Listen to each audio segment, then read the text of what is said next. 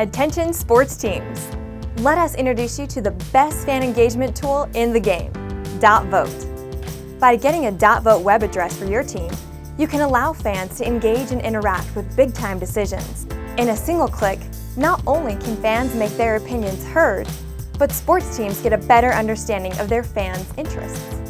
Keep your fans engaged. Simply visit GoDaddy.com today, type in the desired name of your web address, and let the voting begin.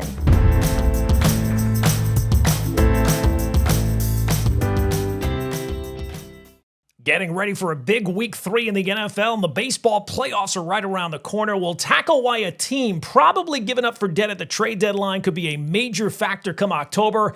It's all straight ahead on this edition of Gordon Damer on Sports.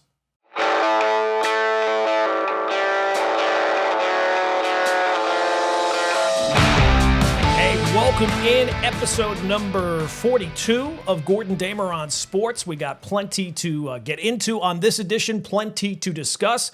We'll preview the action for week 3 in the NFL. We'll have some picks for you as well after a winning week last week. Some do-or-die games already for teams. It's only week 3, but already it is important. Plus, we'll look ahead to the final week of the baseball season and why what is still to be decided could have a major impact come the playoffs. It has not been all written in stone already, and we'll get into some of that, of course. But before we do, please, I say it all the time, hit that subscribe button on whatever platform you are listening to the podcast on, watching the podcast on. It really does help out the podcast, and it really does mean a whole bunch. All right, so we'll get to the football in a little bit, but I wanted to first take a look at the Arizona Diamondbacks. Now, you might be saying, why would we all of a sudden take a look at the Arizona Diamondbacks? Well, the Diamondbacks have suddenly thrust themselves into the playoff picture in the National League, and we're going to talk with Michael McDermott, the publisher of DBacks Under Review, to kind of get an inside look and an inside feel for the team that could be a factor come October if they get there. It's still up in the air, but I wanted to start off with this. This fact, baseball is weird. I kind of say that all the time. Other people say it all the time. You can't predict baseball, as John Sterling would always say. And there are examples of that basically every single day. And the example for this episode, at least, is the Arizona Diamondbacks. Because if you checked out on the National League playoff race come the trade deadline, right? Well, you would be kind of surprised to hear that we're even talking about the Arizona Diamondbacks, because back then they were an afterthought, and rightfully so. They were 51-58 on the season. They had lost 8 of 9 games. And when you're sitting in that position and you have some nice pieces on your roster, you are rightfully active sellers at the trade deadline. And that's what the Diamondbacks did. Josh Naylor, Eugenio Suarez, Merrill Kelly, other deals as well. So, of course, yes, you sell at the trade deadline when you're 7 games under 500 and really have kind of been a non-factor all season long. Clearly, your season is over, right? Well, apparently not for the Diamondbacks, because since that point, since being maybe the most active seller at the trade deadline with about 10 days to go in the regular season, the Diamondbacks are very much part of the playoff picture in the National League. Now, part of that is the Mets have been just playing with their food for 3 months. But since the trade deadline, the Diamondbacks have put it together, 26-17, and now they are sitting squarely in that wild card race with 10 games to go, trying to chase down a Mets team that has been inconsistent basically since mid-June. And it's been a bizarre turnaround, but again, this is baseball, and baseball, as I always say, is weird. So you might be saying, all right, well, how did they do it? Well, chances are one of the biggest factors of how the Diamondbacks have turned this around is a guy that even big baseball fans certainly don't talk about all that much, if they've talked about him at all. And that would be Geraldo Perdomo. Now, you haven't heard his name clearly mentioned as much as the Shohei Ohtanis of the world or the Juan Sotos of the world, but you absolutely should have, because his season has flown under the radar all year. But his second half surge, that has been maybe the most important part of the Diamondbacks turnaround, and his season has been nothing short of sensational. And he is going to get MVP votes this year, especially if those MVP voters have paid attention. So some numbers for context. Over his last 30 games, Perdomo has a slash line of 310, 417, 570. 310 batting average, 417 on base, 570 slugging, 6 home runs, 18 ribbies, 6 steals, an OPS of 987. He already has 4 home runs in September. That's his best month in terms of home runs all season. And the kicker is, he's one of the rare hitters, which doesn't seem like it exists anymore, that has drawn more walks this year than strikeouts. Those guys, it doesn't seem like they exist anywhere in baseball. Well, he is one of them. And since the All-Star break, he has been phenomenal. 333 batting average, 429 on base, 547 slash line. So 9 home runs. He's got 13 stolen bases. His weighted runs created plus is 170, which might not mean a lot to you. All you have to know is the only guy who has a better weighted runs created plus is a guy by the name of Shohei Ohtani. If you're on a list second to Shohei Ohtani, you're really good. Ohtani's is at 178, Perdomo's is at 170. Everyone else, Schwarber, Juan Soto, all of them are sitting behind Perdomo. Now, Perdomo, it seems like this year's kind of come out of nowhere. He entered the year a career 235 hitter, but he has transformed himself into one of the top hitters in the entire National League by run value. And credit the Diamondbacks, man. They apparently knew what they had in him because before this season, they signed him to a contract extension before the year. So fantastic deal for him. But so far this year, Ohtani, Soto, Schwarber, and Perdomo. That's the company that he is keeping. And it's not just empty slash lines. His plate discipline is absolutely elite. He is 96th percentile or better in walk rate, in chase rate, strikeout rate, whiff rate. So all of that combines to be one of the best hitters. But what's changed is the contact. Now, he always had some skills, but in baseball, a barrel is a specific metric from StatCast. And what it does is it measures a well-hit ball with the combination of optimal exit velocity and launch angle. It's designed to kind of result in elite hitting outcomes, right? Like extra base hits, home runs, all that type of stuff. Now, a ball qualifies as a barrel. It's kind of technical, but if it's hit with at least 98 miles per hour of exit velocity and a launch angle between 26 and 30 degrees. Perdomo, all you need to know is he had 20 barrels from 2021 to 2024. This season alone, just 1 year, he now has 31 barrels. So that is elite. He has gone from a pesky contact guy to a legit offensive force. And it's not just that he's an offensive guy.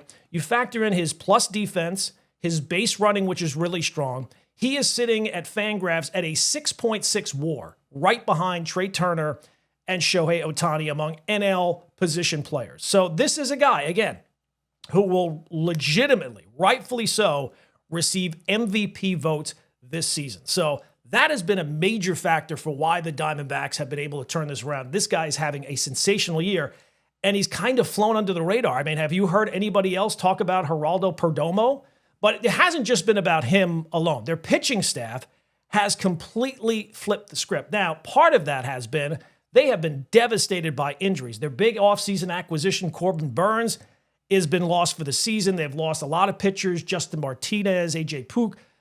The unlikely backbone of the rotation since August 1st has been Zach Gallen. Now, it's not unlikely because people thought a lot of Zach Gallen, but he has not been performing this year until August 1st. Before then, he was 7-12 with an ERA of 5.5. Since then, he's 5-2 and an ERA of 2.68.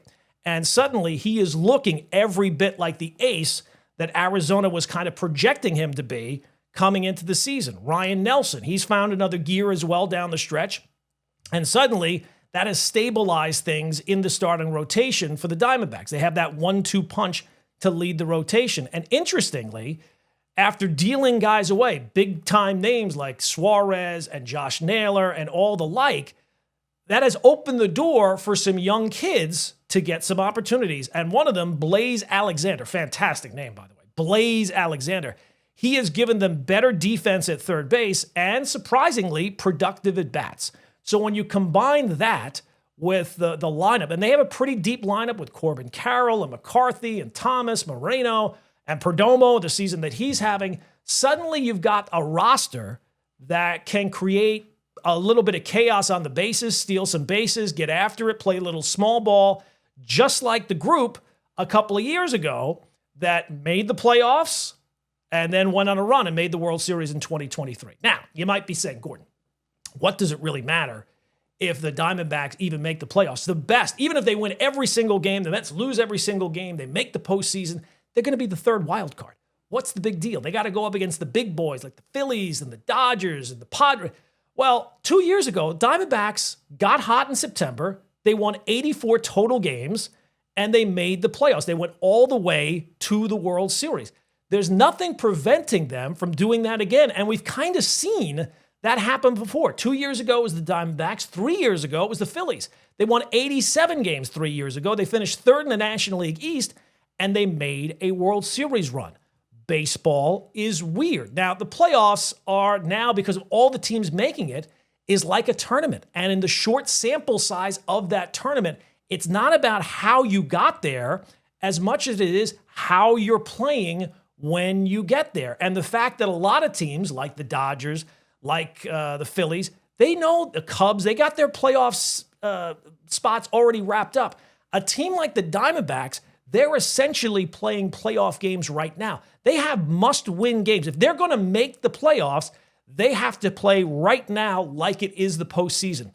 And if you do end up making the playoffs, if you are there in October after playing those kind of games, it certainly seems like that gives you a boost. Now, let's be real.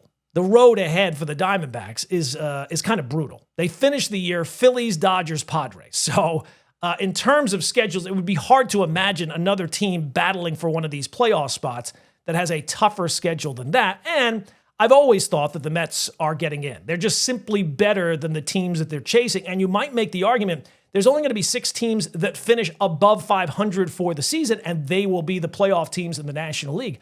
But look, what the Diamondbacks have already done, they've already done the heavy lifting. To even be in the discussion after being left for dead, losing the biggest part of your starting rotation, and trading away half your team at the deadline is darn impressive. And if they are able to overtake a Mets team that's spending, twice as much on payroll overall, and chase them down over the final week and a half of the regular season, well, then that could very well be a team come October that you don't want to face. After all, baseball is weird. We're now joined by Michael McDermott, the publisher of DBacks Under Review, to get a little feel for this Diamondbacks run. Michael, thanks for giving us a couple of minutes. All right. Thanks for having me on. How are you? I'm good. I think for most of us who are not watching the Diamondbacks on an everyday basis, all of a sudden we kind of look up at the standings and look at that. The Diamondbacks are right there with the Mets kind of trying to go after this third and final wild card. What has been the reaction to the team, and has this been as surprising to you as it's been to everybody else? Yeah, so a little bit of a history on the Diamondbacks. This was a team that on August 1st was 10 games out of a wild card spot. They were 8 games below 500. They were 51-59. But since then, they've won 26 games over the last, 26 in their last 45. And they've taken the season series against the team that's been chasing them, San Francisco, winning 2-3 at Chase Field to pick up the season series tiebreaker. So that was a huge series for them. And they've crept up to about a game and a half of the Mets. So the Mets, who looked like they were going to run away with the final wild card spot, are now seeing about 4 teams in the rearview mirror all of a sudden, because they've also opened the door for other teams to catch up. So what's been the key to the turnaround? Because, they're sellers at the deadline. They were among the most active sellers at the deadline. So what has changed since then? So one of the players they ultimately did not sell on, Zach Gallen. Zach Gallen has found his, while not quite as strikeout dominant as he was in the past, Zach Gallen's run prevention. He's got a 2.68 ERA since August 2nd, and of his 7 starts, he's had 7 quality starts of his last 9, so he's giving the Diamondbacks a chance to win in 7 of his last 9 starts overall. And The Diamondbacks ultimately held on to him because they were going to give him the qualifying offer. That decision looks a lot better in hindsight. And Gallen, as well, he's lost a lot of money in the first half of the year. In his next contract, he's gotten a lot of it back in the last 2 months.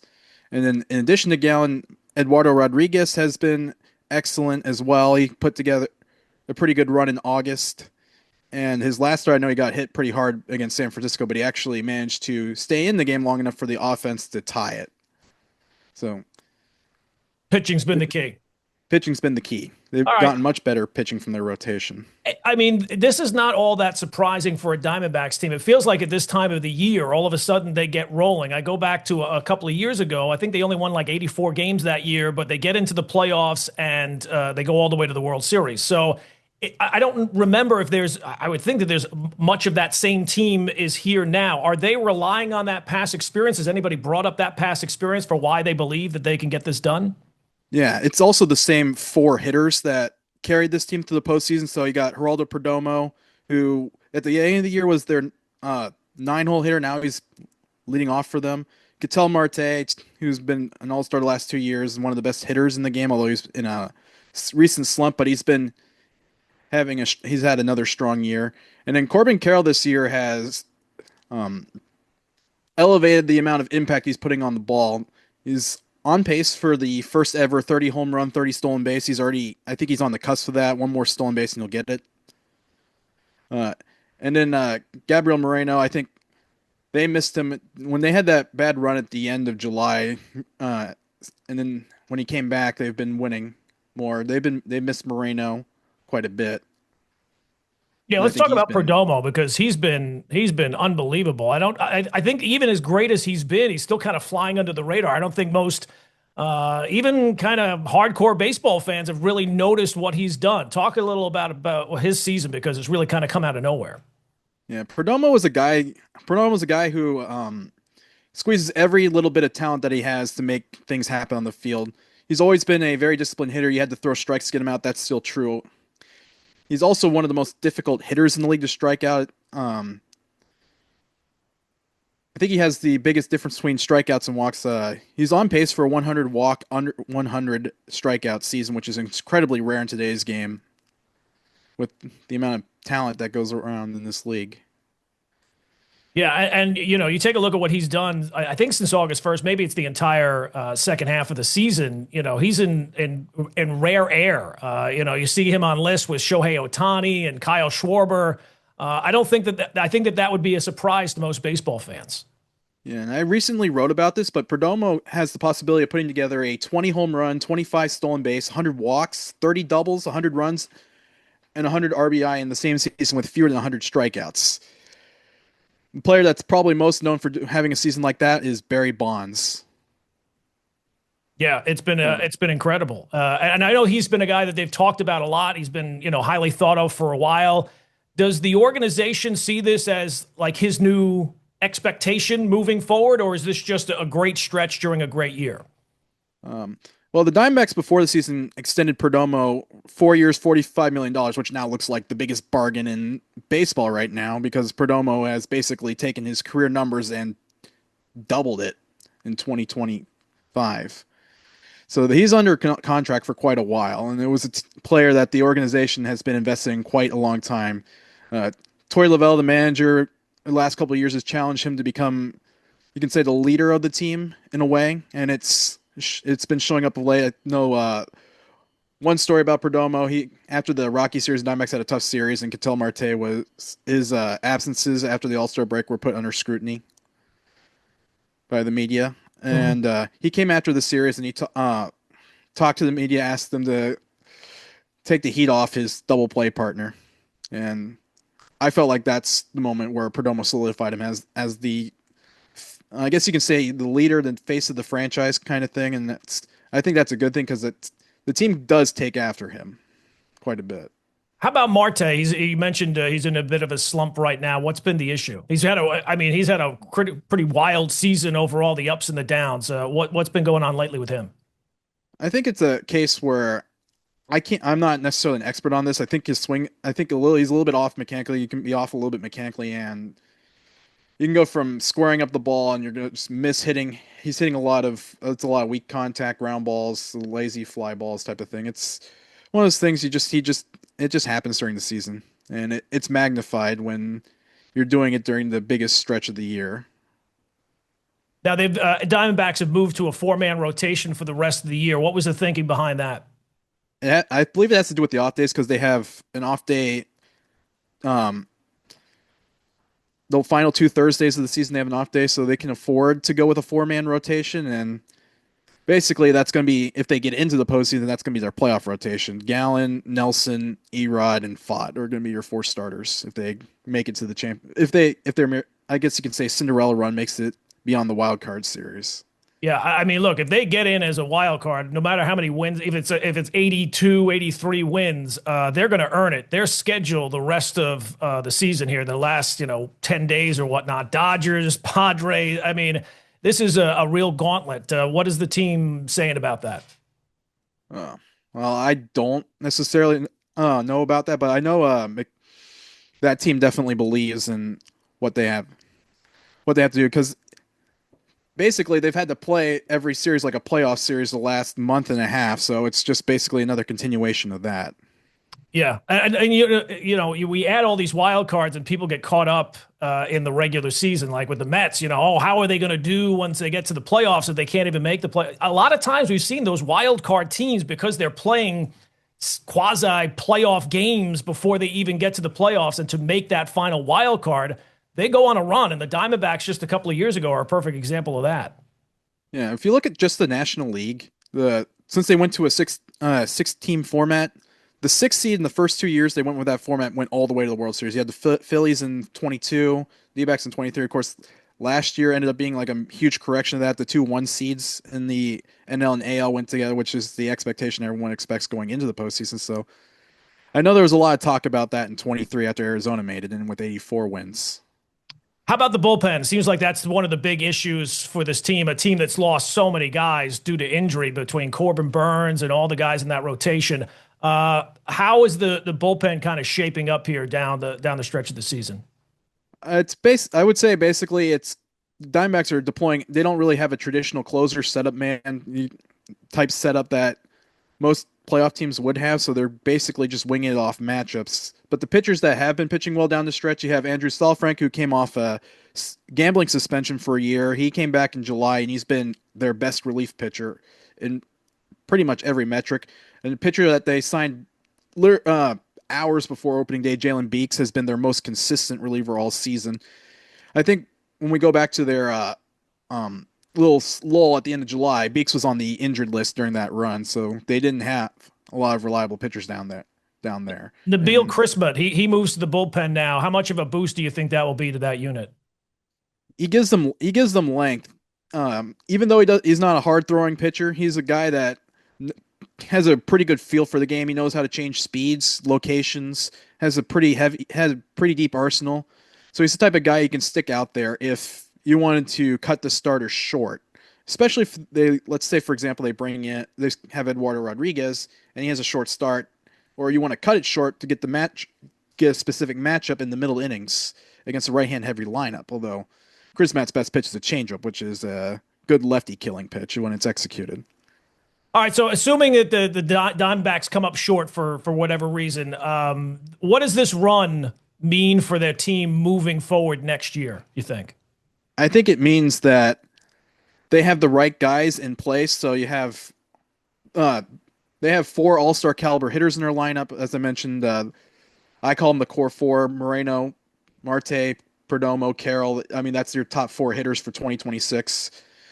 And what they need to do is add more reliability to the back end of their bullpen and add more proven guys to their rotation with more veteran pitchers on their stuff. I think they can make a run on 2026. And if they get better in 2026, when they get Burns and Martinez back in 2027, I think they'll be a team to watch. Hey, Michael McDermott, thanks so much for giving us a couple of minutes. All right, thank you. That is Michael McDermott, the publisher of DBacks Under Review. Remember college? Well, now college is over, and here comes your student loan debt. Is your private student loan debt keeping you up at night? You really need to talk to YRefi. YRefi refinances distressed or defaulted private student loans that others won't touch. They can save you thousands of dollars and get you a custom payment that you can afford. And they don't care what your credit score is. Don't let private student loan debt ruin your life. Call YRefi today. All right, before we get into this week's NFL games for week 3, I do want to mention one more thing about baseball, because we got some news the other day that Clayton Kershaw is going to retire at the end of the season. Now, Kershaw, clearly one of those guys where you don't need me to read the resume to you. You know the resume already. 3 Cy Youngs. He's got an MVP, World Series ring, career ERA under 2.5. And for 18 years, really, he has been one of the faces of premier pitching in Major League Baseball. He debuted in the majors at the age of 20, and it was not very long until he was appointment viewing, right? He was a household name in terms of excellence as a starting pitcher. So he's an automatic first ballot Hall of Famer, no question. The thing that jumped out to me, though, and the segue that it made me think in my brain, for all the dominance that Kershaw has had, he still right now is only at 222 career wins, which is nothing to sneeze at, but still, that's almost 80 wins away from 300. So for a guy who's pitched as long as he has, he's still a sizable distance away. So that leads me to Justin Verlander. Because while Kershaw is going to hang it up after this season, Verlander is already on the record as saying he's coming back in 2026. Now, he's going to be 42 years old. And you take a look, though, at his numbers in the second half this year. ERA of 2.63, 60 strikeouts, 65 innings, a major reason why the Giants have been able to make a bit of a run for that final wild card. So he's still a guy who's getting guys out. Now, his first half was a disaster, but that second half leads you to believe that this guy could still be an effective pitcher even at that age. And Verlander, as we're talking right now, 265. So he's 35 wins away from 300, which is a whole lot closer. Now, it brings up the question, is this what he's coming back for? Is he chasing that, even if he's not going to say that? Because if he does, if he can keep pitching effectively, you'd think for at least 2, probably 3 more years, and that's a lot to ask at 42, he would almost certainly, though, be the last guy who ever wins 300 games. Think about it. Only 24 pitchers in the history of Major League Baseball have done it. And most guys, even guys that win a lot, are miles away. Max Scherzer is about 80 wins away, and his body's breaking down. Garrett Cole isn't even halfway there, and he's coming off Tommy John surgery. He's got 153 wins. So with the way teams handle starters now, shorter outings, more bullpen reliance, the injury factor as well, the win is like an afterthought. So it doesn't carry with teams or fans the weight that it once did, but I think that that's what makes it so compelling, because if Verlander were to do it, it would not just be another milestone for a guy who's had a career filled with milestones. It would be the final kind of exclamation point on what has been a brilliant career. And I think it is something that would absolutely resonate with him, being known as the last guy in Major League Baseball to win 300 games, even with all the accolades he's got, the Cy Youngs, the MVP, the World Series, and an automatic, again, first ballot Hall of Famer. 300 wins to that guy, knowing that you're going to be the last guy to do that for at least a very long time, if not in total, I think that would resonate with him. All right, so on to the NFL games this week. Week 3 in the NFL, and from a betting angle, I've got a couple of games circled. Last week we went 2-1. First week we went 1-2, so back to even for the year. Couple of games that I'm fascinated by, but I'm not picking. The first one would be the Chiefs and the Giants. Kansas City -5.5, which feels too good to be true, right? Chiefs minus a touchdown, it should be like a touchdown against the Giants, who I don't think have figured anything out. I think is going to be back to the same boring offense this week. But I don't know, it just feels too good to be true, and it feels like one of those games that the Chiefs are going to control, but only win by like 4 points. So I'm staying away from that one. The other game that's fascinating to me is the Jets. Why would the Jets be? Well, look, Tampa -6.5. The Bucs back at home after an emotional road win. I like to stay away from teams in that kind of spot. Plus, Baker Mayfield, for all the accolades, he leads the league in turnover-worthy plays, but yet has not turned the ball over. So at some point, that's going to catch up with him. Also, Tyrod Taylor gets the start. And I'm interested to see if there's a drop-off from Justin Fields to Tyrod Taylor, because if there's not, that says a whole lot more about Justin Fields than it does Tyrod Taylor. And then the third game that I'm fascinated by, but not picking, Lions, Ravens, Baltimore -5.5. Lamar does not lose to NFC teams. In his career, historically, he's great against them. And the Lions have had problems with running quarterbacks. But I don't know. I get a weird feel from this Ravens team sometimes. They don't show up as dominant as they should be. So I'm staying away. All right, so the games I am picking. How about a little NFC West? Niners -2.5 against the Cardinals. Arizona is 2-0 on the year. So you might be thinking to yourself, well, Arizona off to a good start. Why not them? But then you look at who they beat and how they did it, and you realize it's a lot of smoke and mirrors. They beat the Saints and the Panthers, who are two of the worst teams in the NFL. And in the process, the Cardinals have a negative net success rate through 2 games, which basically tells you that the record doesn't match the performance. And now they've got a bunch of injuries piling up. They lost, I think, all 3 starting corners for this game, so they're all banged up in the secondary, so that's not good news there. Now, on the other side of the Niners, no Brock Purdy, so it's Mac Jones, and he was not spectacular in their game last week, but they still moved the ball efficiently. Now, it was against the Saints, so I don't know how much you want to take on that. But they did that on the road. Back at home, their defense against a depleted Arizona roster, I just can't see the Cardinals moving to 3-0 on the season. So give me the Niners, and I will sacrifice the 2.5 points there. Second game this week, Chargers -2.5 against the Broncos. And I'll make this proclamation right now. The Chargers are my adopted team for the season. I am all Chargers this year because my Dolphins are, obviously completely inept. So I am renting the Chargers before making the decision to buy. I might be in the market for a new team because the Dolphins, and the Chargers are what the Dolphins should have been, right? They should have Justin Herbert. They went with Tua instead. They should have Jim Harbaugh as their head coach, but Stephen Ross didn't want to steal him away from his beloved Michigan Wolverines, that idiot. So look, for the Chargers, you have to like what you've seen from their offense. Usually they're much more ground and pound with Jim Harbaugh and Greg Roman, and they really don't open up the passing game. This year so far, they've opened up the passing game. Justin Herbert has been airing it out, and it has been spectacular to watch. It always feels like Justin Herbert should be better than he has been, but right now the Chargers rank first in early down pass rate in the first half of games, and Herbert he's got weapons now. Keenan Allen is back, and it looks like he's not missed a beat. Lad McConkey has been real good.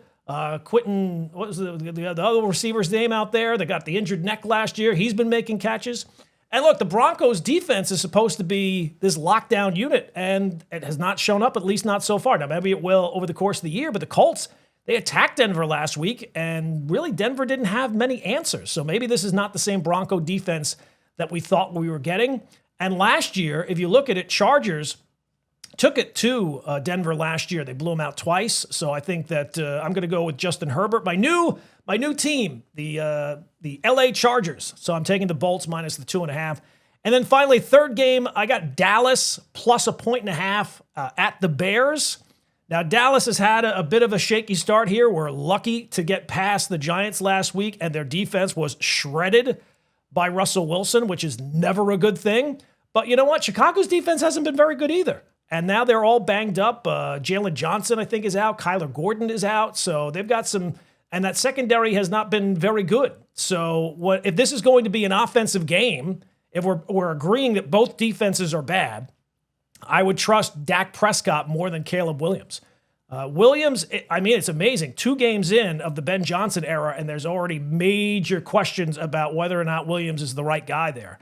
And they've scored points on their opening drives when the plays are scripted. But once they move past them, they don't score again, at least not so far, until the game is well out of reach. So they've got a lot to show there. And if you assume, let's say it's even a close game, I have a lot of faith, I think everybody does, in Brandon Aubrey. He is the X factor late in these games. So if you need a field goal, 50 yards, 55 yards, 60, whatever, 85 yards, whatever it is, you got to go with the Cowboys there. And I think that this is a line that's just too good to pass up. So those are my picks for week number 3.